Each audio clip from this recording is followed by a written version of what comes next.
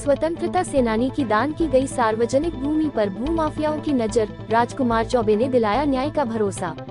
डुमरांव नगर परिषद क्षेत्र के पुराना भोजपुर व नावाडेरा में स्थित ऐतिहासिक सार्वजनिक भूमि पर भूमाफियाओं की नजर से स्थानीय लोगों में भारी आक्रोश है। ये भूमि 1857 के स्वतंत्रता संग्राम में भाग लेने वाले वीर स्वतंत्रता सेनानियों द्वारा सार्वजनिक हित में ग्रामीणों को सौंपी गई थी। ग्रामीणों के अनुसार वर्ष 2023 से ही इस भूमि पर कब्जे की कोशिशें की जा रही हैं। विरोध करने के बावजूद प्रशासन द्वारा कोई ठोस कार्रवाई नहीं की गई, उल्टे ग्रामीणों पर ही झूठे मुकदमे दर्ज किए गए। राजकुमार चौबे ने कहा, ये भूमि देश के लिए बलिदान देने वाले स्वतंत्रता सेनानियों की अमूल्य धरोहर है। इस पर किसी भी हालत में कब्जा नहीं होने दिया जाएगा। यदि प्रशासन ने लापरवाही दिखाई तो संस्था कानूनी व जन आंदोलन दोनों मार्ग अपनाएगी।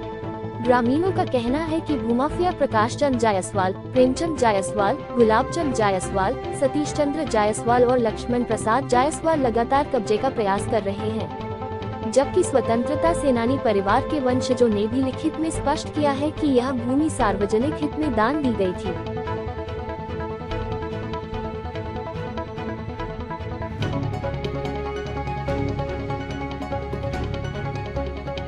एक तो बात आपको बता दे सारे अपने मीडिया भाई बंधु को कि हमारी लड़ाई जो है सनातन संस्कृति को रक्षा करने के लिए है। जहां जहां हमको लगा कि हमारा सनातन संस्कृति बक्सर में कमजोर हुआ, वहां वहां हम गए, वहां लड़ाई लड़े। बक्सर अमरेखा घाट पे हमने लड़ाई लड़ा बक्सर के लिए, तो मुख्यमंत्री को आना पड़ा वहां पे। और मैंने चेमन ऋषि चौसा में भी किया, वहां भी लोगों में जागरूकता उत्पन्न हो गया और सरकार में भी बड़ी उथल पुथल मची हुई है। अभी हमारी लड़ाई महर्षि विश्वामित्र कॉरिडोर का भी है, जिसमें उसकी लड़ाई बहुत लंबी जो है वो भी लगभग सारे लोगों के कान में हो चुका है। और आप लोग देख रहे होंगे कि मीडिया के माध्यम से कोई महर्षि विश्वामित्र का पाना पलटने लगा लोग कि कहाँ कॉरिडोर बनेगा, कैसे करने लगा। विश्वामित्र सेना की ताकत की देन है। आज हम यहाँ आए हैं नावाडेरा में, और यहाँ सनातन संस्कृति का इतना पुराना धरोहर है। हम बचपन से आते थे, जब हम लोग बस से आया करते थे बक्सर अपने यहाँ से, इस पोखरा को और इस चीज को हम देखते थे। इतना रमणीक जगह था, आज तक इस पे किसी का कोई नजर उस समय नहीं था। आज 400 सालों से इस सनातन संस्कृति का धरोहर है।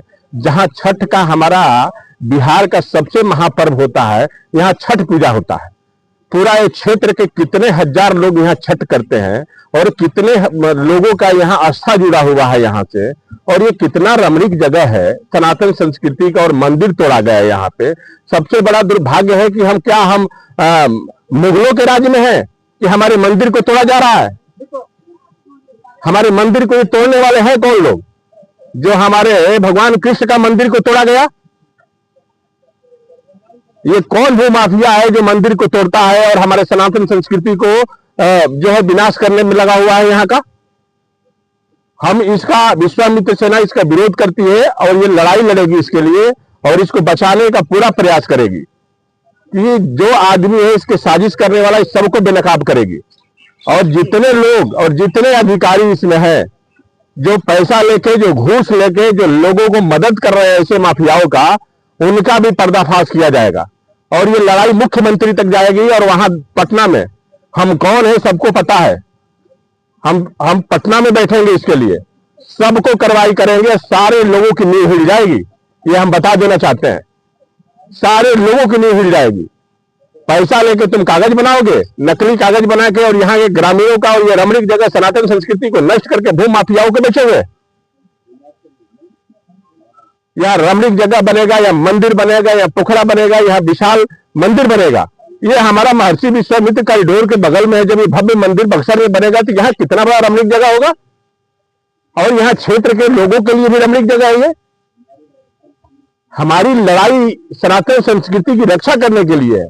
ये जब हमको पता चला तो हमको बहुत दुख हुआ कि ऐसा हो रहा है हमारे सनातन संस्कृति में, जहां भगवान मर्यादा पुरुषोत्तम भगवान राम की दर्जा मिला बक्सर में, जहां माता अहिल्या का उद्धार हुआ, जहां चेमन ऋषि और वामन अवतार हुआ, उस बक्सर में ये हाल है। यहां जेसीबी से तोड़ दिया गया, मंदिर तोड़ दिया गया। रात को लोग गाड़ी से आते हैं और माफियागिरी करते हैं। हम एसपी साहब से, डीएम साहब से आग्रह करेंगे कि भाई साहब हाथ जोड़ से विनती करते हैं कि इस पे कड़ी से कड़ी जो है सजा कार्य कीजिए और इस पे निगरानी करिए कैसे क्यों हो रहा है, नहीं तो विश्वामित्र सेना लड़ाई दूसरी लड़ेगी। आखिर ये कौन लोग हैं जो आपके अधिकारी बैठे हुए सपोर्ट कर रहे हैं? ग्रामीणों के ऊपर रोज एफआईआर करने का धमकी देते हैं लोग।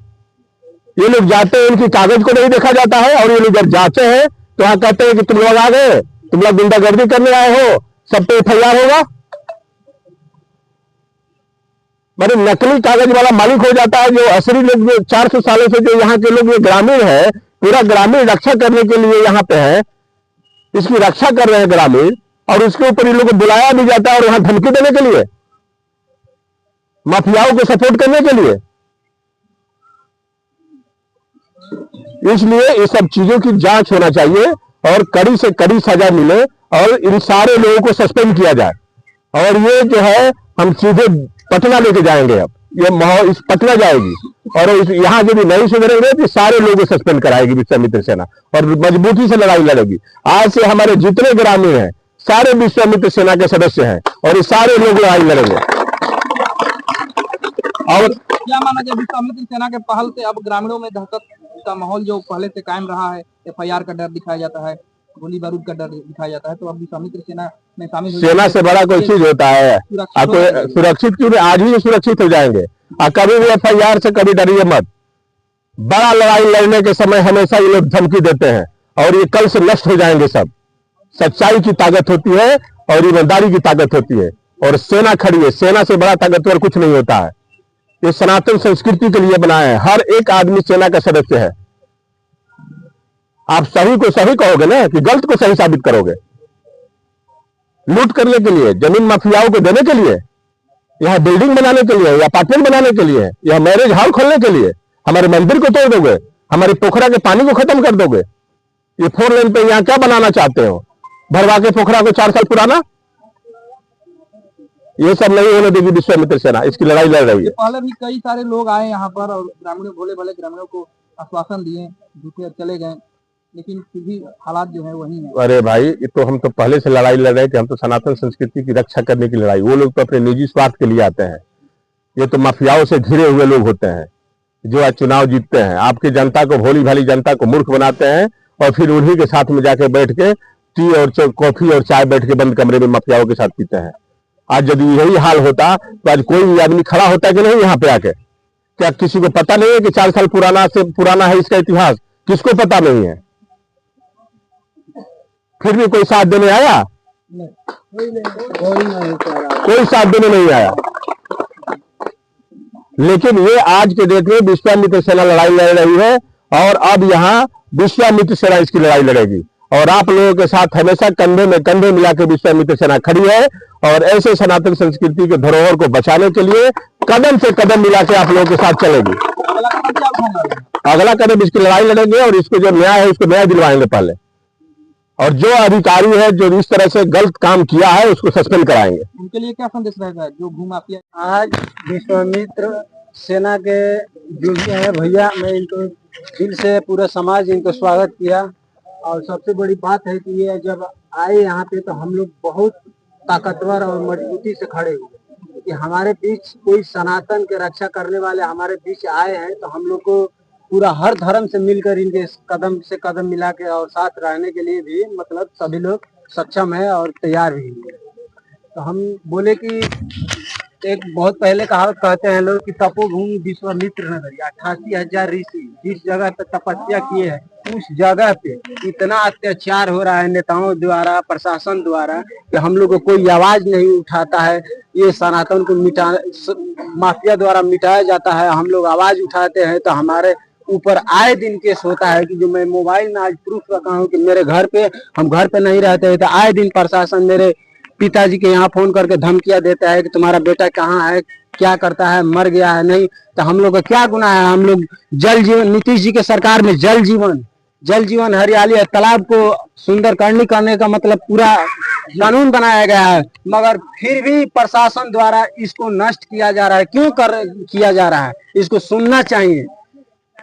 तालाब क्यों भरा जा रहा है, कोई नहीं सुन रहा है। हम लोग आवाज उठाते हैं, आए दिन हमारे ऊपर केस होता है। क्यों होता है? हम 2 साल से पूरे देखे कि ये यहाँ गलत हो रहा है, तो हम लोग आवाज उठाए कि इस तालाब को, इस मंदिर को ऐसा नष्ट नहीं करना चाहिए। ये सबके लिए है, न कि किसी एक जाति धर्म के लिए, ये सबके लिए सनातन, ये सभी के लिए। राजकुमार जी आपके साथ जुड़ गए, आपसे तो कितना मजबूती मिलेगी? हम भैया के कदम में कदम मिला के तैयार हुए, और जब आए तो पूरा हमारे पंचायत भोजपुर कदम मजबूत हो गया सनातन के लिए। हम लोग भी विश्वामित्र जी के मानते हैं। विश्वामित्र जी पूरे ब्रह्मांड के गुरु बन गए, भगवान के भी गुरु बने, भगवान को ज्ञान दिए।